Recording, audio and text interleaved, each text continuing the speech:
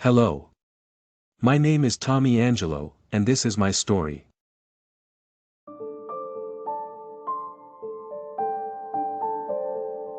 Tommy Angelo is the protagonist of Mafia, Definitive Edition. Tommy was born in San Celeste, Sicily, on April 5, 1900, the third and youngest child of Marco Angelo, Sr., a plantation supervisor, and Maria Angelo. He had two older siblings, Marco Jr. and Isabella. The Angelos emigrated to the United States in 1904 when Tommy was 4 years old after the plantation was foreclosed by a moneylender, which sent the Angelos into poverty. After a month at sea, Tommy and his family arrived at Christmas in Empire Bay, New York, eventually settling in Lost Heaven, Illinois. Tommy's father found work at the Lost Heaven Harbor, where he worked for 15 years until his death.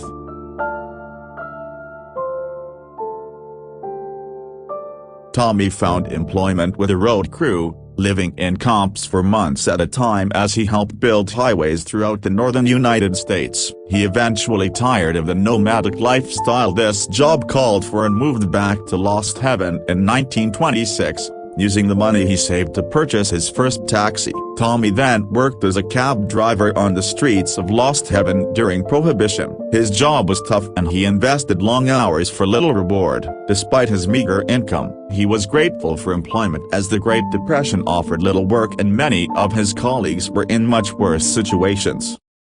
When I met Tommy, I knew that we are going to become best friends. Now I have two brothers, Tommy and Sam.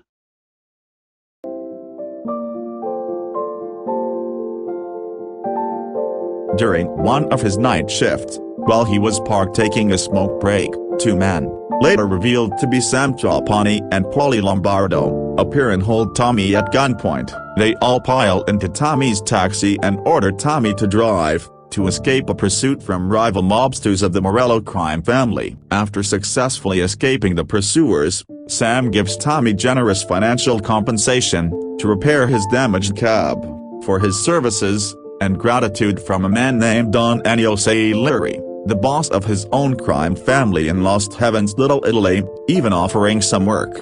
But Tommy decides against this. The following morning, Tommy returns to his routine taxi driving duty. While taking a coffee break at a cafe tilde copyright in Little Italy, two Morello family gangsters, Dino and Lou, ambush Tommy, smashing his taxi with the baseball bat before punching and kicking him. Tommy gets up and shoves Dino into Lou, giving him enough time to escape to Salieri's bar, while the two men chase and shoot at him. After Tommy ends up in front of the bar and meets up with Paulie and Sam, Dino and Lou arrive shortly thereafter and demand they hand Tommy over. Sam tells Dino and Lou that Tommy is Don Salieri's favorite driver, and orders them to leave the neighborhood. When they refuse, Paulie returns with a shotgun and aims it at the two men, telling them that if they don't leave, they won't leave at all. This prompts Dino and Lou to turn around and leave the area. Tommy then proceeds to meet with Don Salieri and tells him about how Lou and Dino attacked him and smashed his taxi.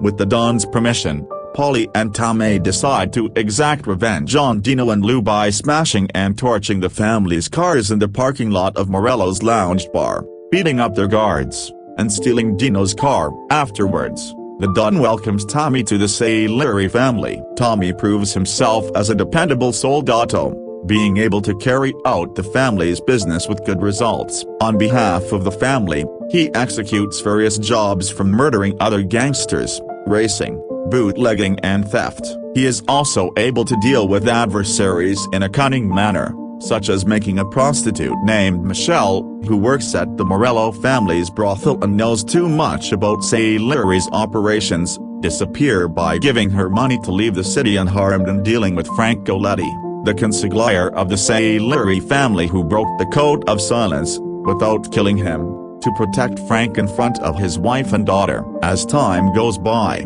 Tommy's name becomes more well-known in the underworld after being able to give the Salieri family an upper hand in the gang war between the Salieri and Morello families. During the early 1930s, Tommy became acquainted with Sarah Marino after winning a race at the Lost Heaven Autodrome. Morello's men badly beat the racing driver Salieri had bet on, to the point he could no longer compete. so Frank Galletti ordered Tommy to drive instead to protect the family's bets. Tommy and Sarah married in June 1934 and went on to have 2 children, a daughter and a son. Tommy kept working for the family for a little under a decade. Tommy and I, that was love at first sight. We have 2 beautiful kids together.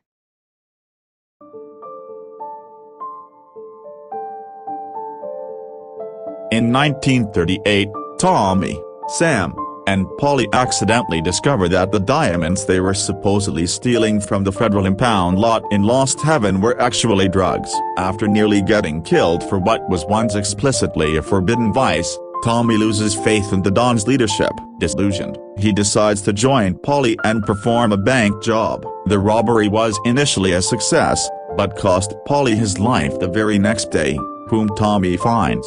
Tommy receives a phone call from Sam while at Polly's apartment, who asks him to meet at the City Gallery so they can discuss on how to escape the Don's wrath.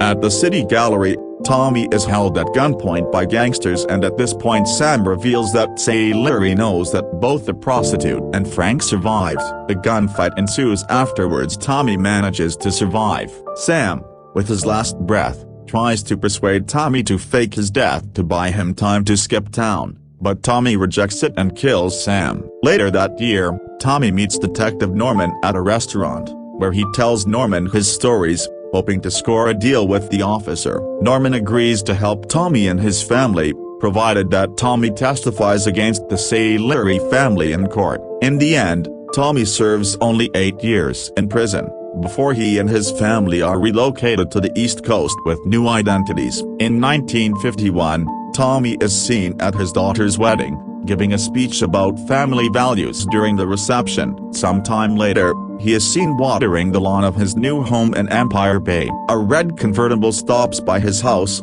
2 men, revealed in Mafia 2 to be Vito Scaletta and Joe Barbaro, approach Tommy. Vito asks for a Mr. Angelo, which Tommy confirms that he is Mr. Angelo, ready to face his fate. Vito then says Mr. Salieri sends his regards, and Joe fatally shoots Tommy in the chest with a lupara. The mortally wounded Tommy is soon surrounded by Sarah and his children. He uses his final moments to reassure his family that they are safe, and tells them that while everything in life comes and goes, family is forever. In our lives are all about money. You must sleep with your eyes open. One day, your best friend can kill you.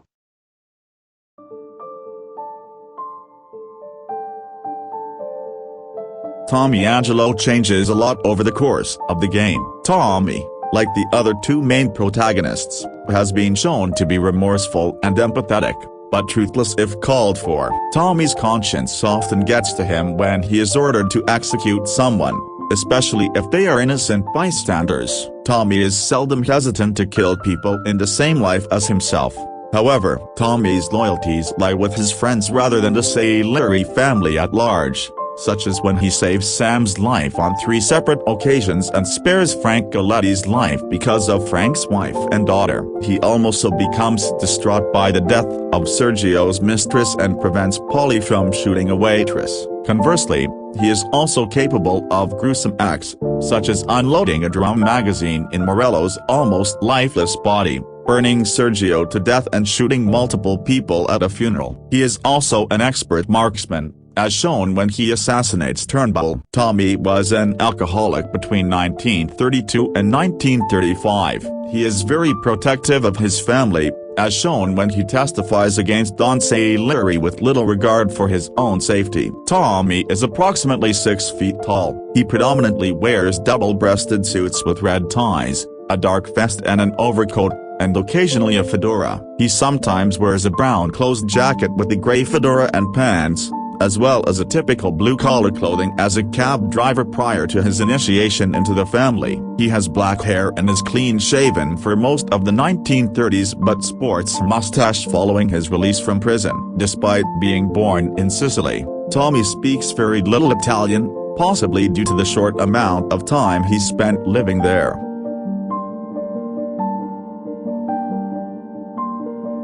Tommy had cursory firearms experience at a fair, as mentioned to Vincenzo during Ordinary Routine. Tommy Angelo is the only protagonist in the Mafia series whose death is confirmed. Vito Scaletta and Lincoln Clay can both die at the end of Mafia 3 depending on the player's choice, but these are optional. Tommy's birthplace of San Celeste is the same town that Vito Scaletta fought in during the Old Country chapter in Mafia 2. Tommy's backstory is somewhat similar to Vito Scaletta. Both their fathers worked at the docks and they both arrived in Empire Bay as children. Although the Angelo family did not stay in Empire Bay and moved to Lost Heaven, both men, possibly, are killed for their betrayal against their employers. However, Vito's betrayal and death is only optional. Tommy is the only one of the three protagonists who did not serve in the military. Tommy Angelo is the oldest protagonist of the Mafia series, being 30 at the start of Mafia in 1930.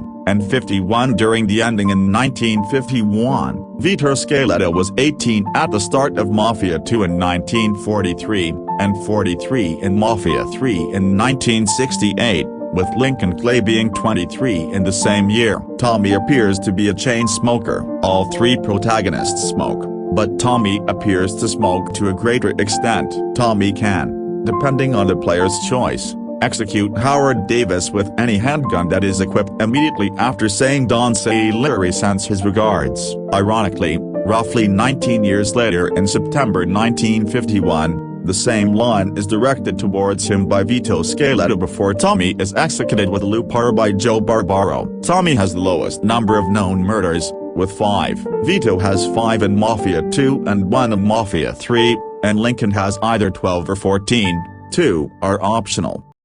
Mr. Salieri sends his regards.